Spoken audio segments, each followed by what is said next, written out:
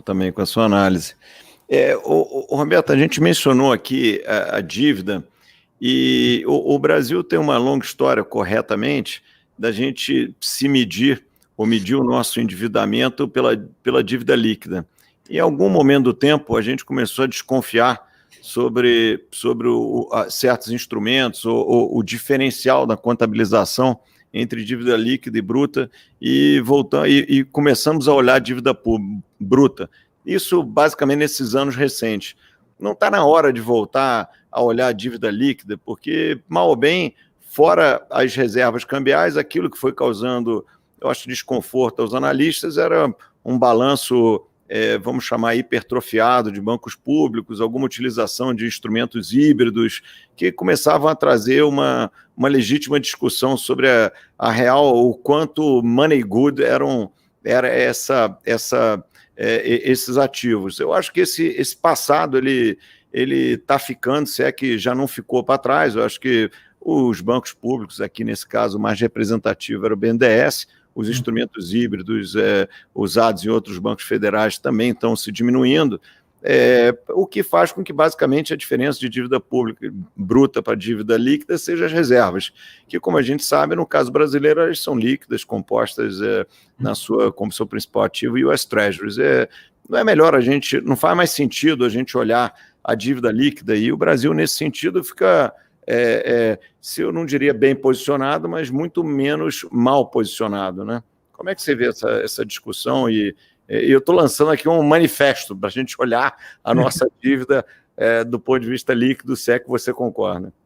Não, eu tenho batido esse ponto, inclusive, mesmo em debates com o ministro da Economia e com o pessoal da Economia, eu tenho dito, olha, a gente vinha realmente olhando a dívida líquida durante um tempo, aí a gente começou a ter um período de, vamos dizer assim, contabilidade criativa, onde você fazia fiscal em outros balanços que não eram contabilizados na dívida líquida, você tinha o BNDES, tinha a Caixa Econômica, enfim.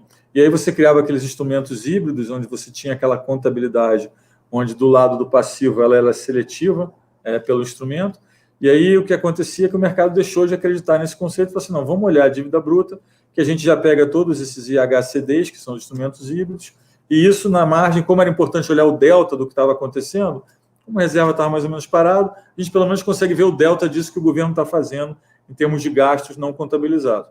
O que a gente fez, o que tem sido feito nos últimos anos, já um pouco no governo Temer, mas foi muito acelerado nesse governo, foi pagar todo o IHCD de volta, devolver todos os créditos, e aí, basicamente, o que sobra da diferença da dívida bruta para líquida é a reserva. Então, você, quando faz essa comparação, é como se você estivesse olhando um balanço de uma empresa, não estivesse olhando o passivo, não estivesse olhando o ativo.